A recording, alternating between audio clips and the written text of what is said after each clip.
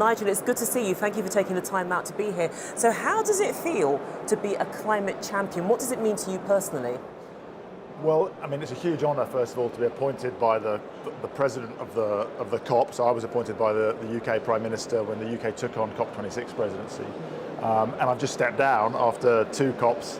So it's a huge honour, and it's an amazing job, right? Because the mandate is to work with everybody who's not a national government, which means businesses, large and small, banks, investors, cities, universities, to drive ambition and to really focus on action. I'm quite pushy, and my background's in business, so it's nice to have a mandate which is to push people. so it's great, and we made a lot of progress in the last few years of really raising ambition and getting much more specific about the actions that people need to take. But it sounds like you're a connector, bringing together people who perhaps in other circumstances wouldn't link up, but you're the glue, you're the one who holds them together, and above all, make sure that the conversations continue even when you leave the role. Is that a fair summation? Yeah, connecting is really important. I mean, we talk a lot about radical collaboration, about getting people who maybe wouldn't normally talk together, but this is about a systemic change in the global economy. So if we don't collaborate, we're going to do it too slowly. And yeah, in terms of making sure it carries on, that's one of the reasons why the UN decided there would always be 2 champions, so there's always an overlap. So I worked with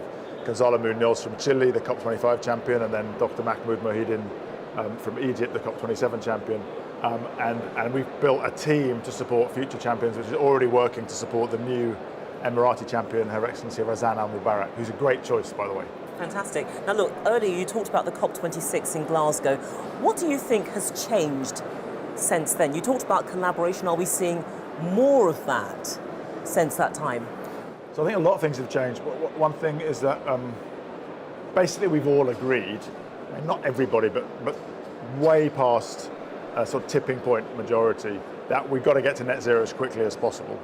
So that's one thing that's changed. Second of all, private finance is in the room in a big way. You know, we co-founded with Mark Carney the Glasgow Finance Alliance for Net Zero.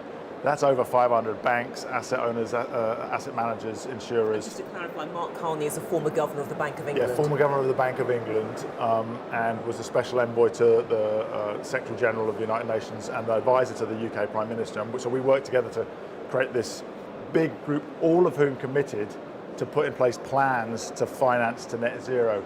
And so since Glasgow, when the big headline of 130 trillion, but that's just assets under management, all those organisations have been putting in place plans to decarbonise their loan books or their pension portfolios, which they're now implementing. That's a massive shift of capital. I think the other thing that's happened is we've got very clear architecture of implementation, what we call the Breakthrough Agenda, which was launched in Glasgow, and then the Sharm el-Sheikh Adaptation Agenda launched in Sharm el-Sheikh. So we know what we've got to do by 2030. And so the really exciting thing for me now about this UAE presidency is to really operationalise that at scale, and with many more people who maybe haven't always been involved in the climate conversation, but are ministers of energy or industry, not of environment, because it's those ministers who have to make the policy changes and work with the private sector to drive the investment. But it seems that more people are coming around the table, which is a really positive thing. And you mentioned there the COP28 happening later this year, of course, in Dubai. But what would you say that we need to be doing differently compared to previous COPs? Because you are a bit of a COP veteran, so you've got that insider's view. Well, I think first thing is to respectfully do the homework to know what's happened before and build on it. And I'm really encouraged for everything I've seen. The Emiratis have put together a great team, and they have been doing their homework, and bring that kind of humility to recognise the complexity and build on it. So I think that's already a tick. But secondly, I would say give people their swim lanes early. So define the thematic days in the next few weeks. By the end of February, say, because we're talking about trying to mobilise line ministers and CEOs who have the most jam-packed diaries of any human beings in the world.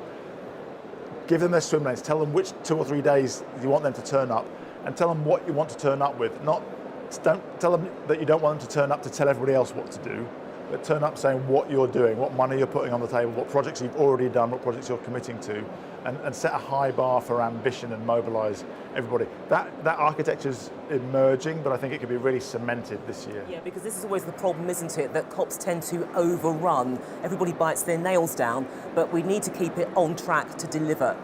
Well, I'm glad you mentioned that, because I would distinguish between the multilateral negotiations, which is formally what the COP is, and it's a negotiation. Negotiations always overrun. That's part of the dynamics of negotiations, right? You have the one-upmanship till midnight, and then you go over a little bit. So they never finish on time, a day or two late. So that's okay, it's normal dynamics.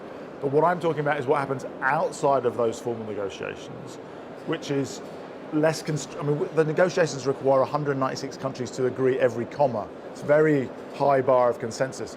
In the real economy, you don't have to get everyone to agree. You have to get, a government, a financier, and a lead implementer to agree, and then amazing stuff happens. So what that sort of dynamic implementation track is also very present at the COPs, and actually hasn't tended to get as much coverage as the negotiations. And I think that we will see the world pay more attention. There's still some important things to be negotiated, but you shouldn't be under the illusion that that's where all of the interesting stuff is happening. Because a lot of the interesting stuff is happening alongside the negotiations. Absolutely, and it continues when everything's actually folded up. But Nigel, we have to leave it there. Thank you so much for joining us. A pleasure speaking to you. I know that you've got a very busy schedule ahead of you, so I will let you go. But that was Nigel Topping. He is the UK's high-level climate champion, and a very good champion he is too. Thank you so much for joining us. Thank you so much.